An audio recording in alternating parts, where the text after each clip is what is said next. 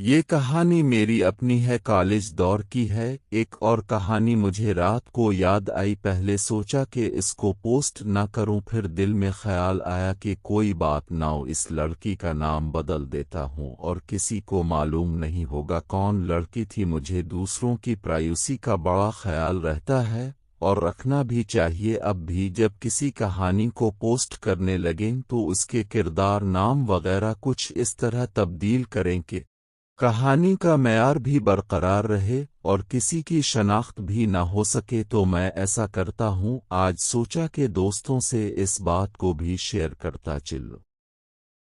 آج میں آپ کو اپنی کہانی بتانے جا رہا ہوں۔ میرا نام اب آپ کو بتانے کی ضرورت نہیں ہے اور میں 32 سال کا ہوں۔ یہ کہانی میرے کالج دور کی ہے، جب آوارہ گردی اور دوستوں کے ساتھ گھومنے کے علاوہ مجھے اور کوئی کام نہیں ہوا کرتا تھا، اور میں اپنے گھر سے بڑے شہر پڑھنے کے لیے آیا ہوا تھا۔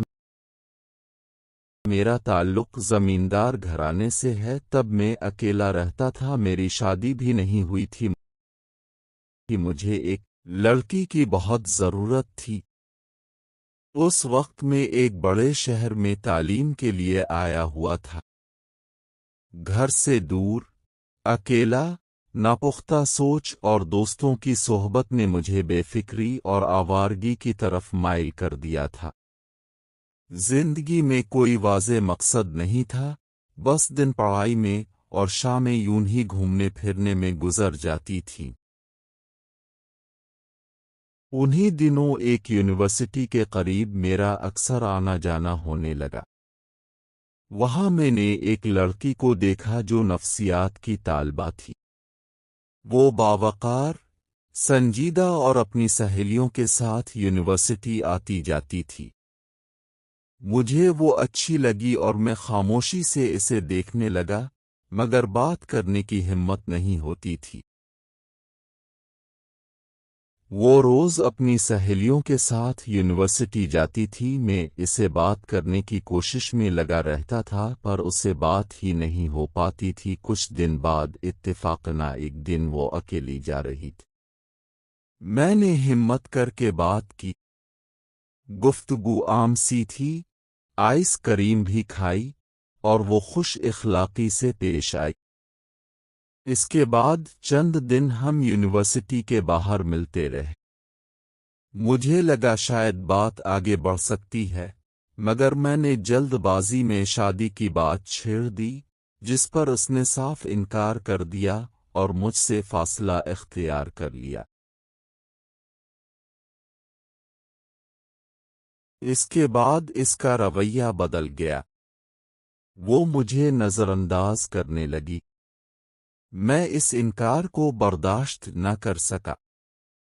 ضد، انا اور ناپختگی نے مجھے غلط سمت میں دھکیل دیا۔ ایک دن بات بڑھ گئی اور عوامی جگہ پر تلخ کلامی ہو گئی، جس سے مجھے شدید شرمندگی کا سامنا کرنا پڑا۔ یہاں کہانی ایک اہم موڑ لیتی ہے۔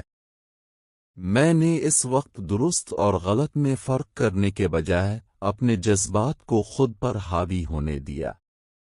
بعد میں مجھے شدت سے احساس ہوا کہ کسی کی مرضی، عزت اور حدود کا احترام نہ کرنا ایک بہت بڑی غلطی ہے، جس کا کوئی جواز نہیں ہو سکتا۔ وقت گزرنے کے ساتھ میں نے اس واقعے سے سیکھا کہ محبت زبردستی نہیں ہوتی اور نہ ہی کسی کے انکار کو اپنی توہین سمجھنا چاہیے۔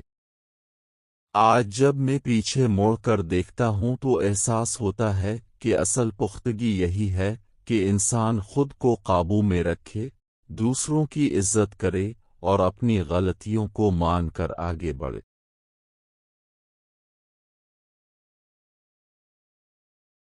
یہ کہانی میں نے اس لیے شیئر کی ہے تاکہ نوجوان سمجھ سکیں کہ وقتی جذبات اور غلط فیصلے زندگی پر گہرے منفی اثرات ڈال سکتے ہیں، اور ہر انسان کی پرائیویسی اور مرضی کا احترام سب سے زیادہ ضروری ہے۔